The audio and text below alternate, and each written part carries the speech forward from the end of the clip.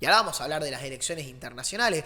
Turquía es el país en Oriente, más al Oriente perteneciente a la OTAN, a la Organización del Tratado del Atlántico Norte. Un país grande, muy importante, con su influencia y con una posición tan ambivalente en el tema Rusia-Ucrania que pone a la OTAN en un lugar muy incómodo. Y por eso acá lo tenemos a nuestro internacionalista favorito, que nos va a mantener al tanto de qué fue lo que pasó. Sí, son las elecciones más importantes, así se la denominan, en el mundo para este 2023. Unas elecciones que están en un marco increíble. Acaba de haber un terremoto en Turquía, hace un par de semanas o un mes, si no me equivoco.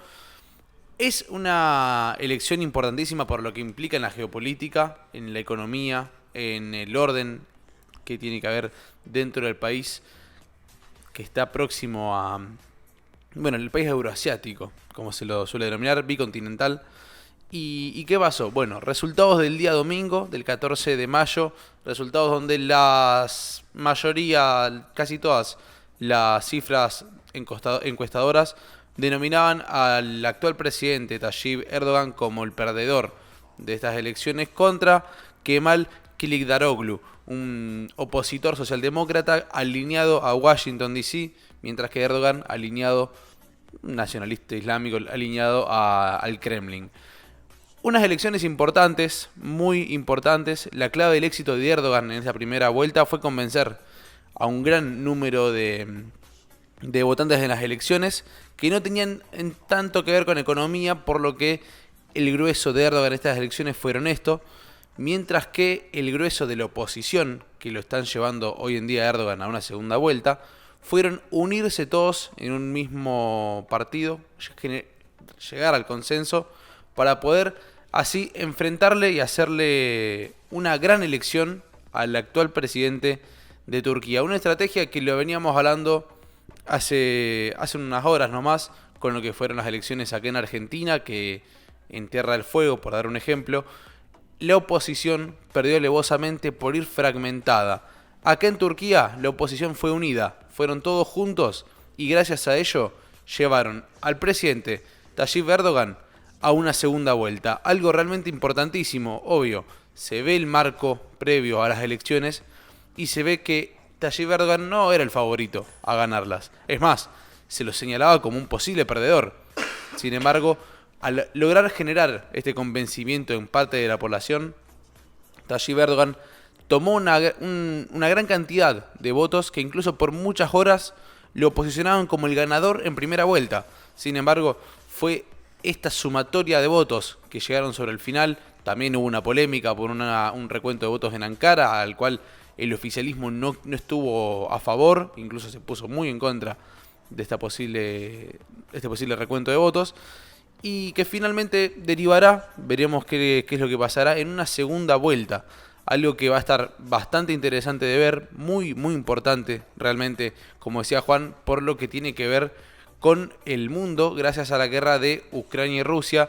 Como decimos, Tayyip Erdogan es un político muy alineado al Kremlin, muy alineado a Vladimir Putin, por lo que, y aparte perteneciente a la OTAN, por lo que sería muy, muy interesante de ver qué es lo que va a pasar en una segunda vuelta. Las encuestas, la tenemos acá a mano, señalan al opositor, al socialdemócrata, al que está alineado con Joe Biden y Washington DC, que va a ser el ganador. Veremos qué es lo que pasa, no hay nada asegurado y habrá que simplemente esperar para ver los resultados, porque unas cosas son las encuestas y otra cosa es el pragmatismo. Voy a disentir de tu análisis, pero no porque no esté de acuerdo, sino porque Erdogan sacó el 49,64% de los votos. Sí. Es decir, medio punto más y gana. ¿Está bien? Él sacó 49,64% de los votos. El segundo, que no voy a pronunciar el apellido porque no tengo la más puta idea cómo se pronuncia. Kılıçdaroğlu. Kılıçdaroğlu, bueno, que es el candidato de Occidente, por así decirlo, sacó el 44,95% de los votos. Sí. Y el tercero, que es un nacionalista, no alineado con Erdogan, pero que sus votantes sí, sacó el 5%. Ese va a ser el voto en disputa, ese 5% que quedó. Porque el 95% del caudal lo monopolizaron entre los dos primeros. Y es muy probable que ese 5% vaya para Erdogan. Sí, o sea, probablemente. es una victoria casi asegurada para Erdogan Acá la trascendencia es que por primera vez en los 20 años que él lleva gobernando, lo orillaron a una segunda vuelta. Es un signo, es un gran error para las encuestas. Las encuestadoras que daban, hay una encuestadora que daba que la oposición ganaba por 10 puntos. Se equivocaron grosamente. Yo creo que ahí hubo una intención de operarlo a Erdogan para que perdiera, pero no funcionó. Está bien que Erdogan utilizó una campaña del miedo para decir que la oposición estaba alineada con el PPK, el PKK, perdón, el Partido de los Trabajadores del Kurdistán, que es considerado una organización terrorista por el gobierno turco.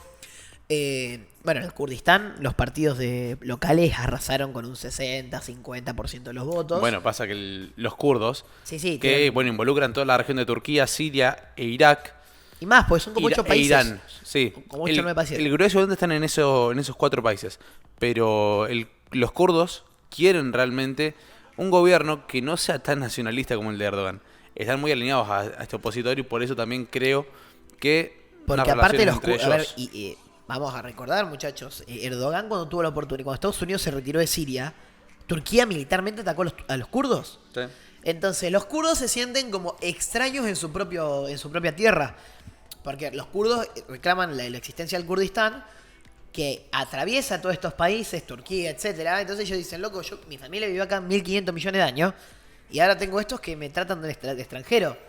Ese nacionalismo islámico que afianza la identidad turca y la identidad musulmana es algo que está generando mucho resquemor en Turquía, porque la Turquía laica, la Turquía moderna que nace con Mustafa Atatürk en 1923, paradójicamente este año Turquía cumple 100 años de existencia como tal, la república, ¿no? Que es el partido del opositor. Él viene del partido tradicional antiguo, que es el partido del fundador de Turquía. Sí. Después hace una alianza, una coalición con 6 partidos que van desde... Él es un socialdemócrata hasta una derecha más populista, pero todos hacen una gran alianza para intentar desbancarlo a Erdogan. Que la democracia turca ha sufrido muchos cambios en estos 20 años de poder de Erdogan. Pasó de un sistema parlamentario a un sistema presidencialista, ha deteriorado en casi todas las categorías el orden democrático en Turquía, la justicia está totalmente cooptada, pero bueno, todavía se puede votar. Sí, por eso... Y los turcos tienen que decidir en las urnas. Por eso, primero, con el tema de los kurdos, creo que no hay mejor ejemplo para explicar la diferencia entre Estado y nación que el caso de los kurdos con Turquía, Siria, Irak e Irán.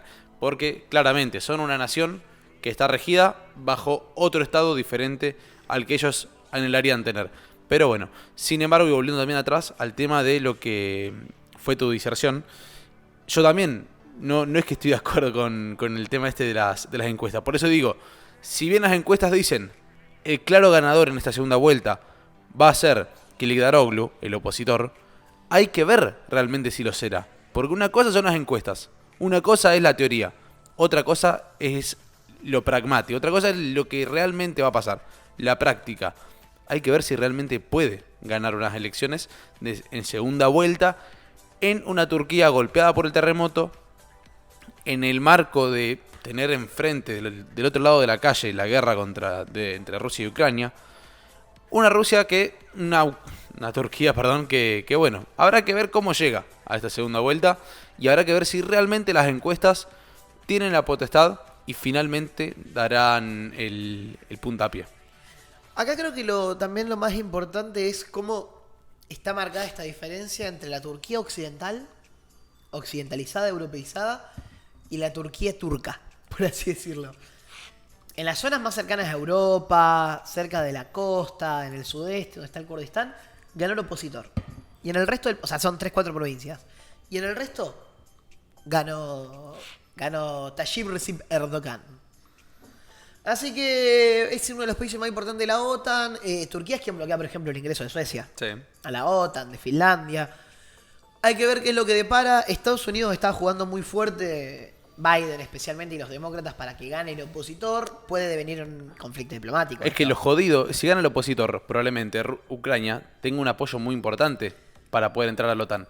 Y si eso llega a pasar, si la guerra Rusia-Ucrania en gran medida fue por el deseo de Ucrania de pertenecer a la OTAN y la negación de Rusia de que esto pasara. Por lo que si llega a ganar en Turquía el gobierno de Kilicdaroglu, estaría realmente muy jodido el asunto. Porque si el deseo simplemente y algunas conversaciones fueron la excusa para que comience la guerra, ¿qué va a pasar si realmente Ucrania entra en la OTAN? Yo no creo que entre ahora por el tema de la guerra. Está muy caliente todo. No se va a No va a mojar. poder. A ver, de facto la OTAN ya está en guerra con Rusia en el sentido de que le da todo menos soldados Sí. a Ucrania. Le da absolutamente todo. Y le dicen, vamos papá, resistí, vos podés, metele onda, nosotros estamos acá para vos. Hace fuerza. Igual no están ahí para él de manera simbólica, como todos decíamos al principio de la guerra, que dijimos, uy, lo dejaron retirado de Ucrania. No. Ahora los aliados se han jugado por Ucrania. Le han dado de todo. Inglaterra, ponele, me acuerdo, hace un tiempo había tenido problemas, pues ya no tenía misiles. Ah, No tenía misiles para dar. Ya le había dado toda la reserva móvil que tenía, se la había tirado a Ucrania. Entregaba a más ritmo del que producían. Un complejo militar, el europeo, que está totalmente desactualizado y desabastecido. Y ahora ha tenido que volver a funcionar. Increíble. Bueno, pero bueno, veremos en la segunda vuelta qué es lo que pase. A estar atentos. En 2 semanas. Y sí, y a seguir. Vamos a estar siguiéndolo seguramente. Vamos a ver si se puede incorporar con el tiempo. Hay tiempo para organizar. Alguna persona de mi querida Fundación Libertad para poder charlar sobre esto. Y estaremos viendo y analizando todo porque, bueno, elecciones en Turquía. Se viene un panorama muy interesante para fin de este 2023. Vamos a ver cómo evoluciona todo. Ya más de un año de la guerra entre Rusia y Ucrania. Pasa esto hoy en día en Turquía. Me encantaría realmente estar viviendo estas elecciones en el segundo cuatrimestre de la facultad, porque en seminario 2 tengo una profesora que bueno, enamorada de Medio Oriente, así que creo que los debates, lo que se podría llegar ¿No será media a turquita la generar... profe? No, realmente no. Lo que se podría llegar a generar estaría muy interesante, pero bueno, es lo que toca, ¿no es cierto? Y a nosotros, desde nuestro punto de vista y desde nuestra perspectiva, estamos acá para venir a traer nuestra opinión, nuestro humilde análisis y también para compartirlo con ustedes, ir creciendo poco a poco, ir formándonos, ir avanzando y evolucionando también en lo que nos gusta, en lo que hacemos, en lo que queremos dedicarnos y compartirlos con ustedes, ¿por qué no? Para que ustedes también reciban y disfruten nuestro contenido.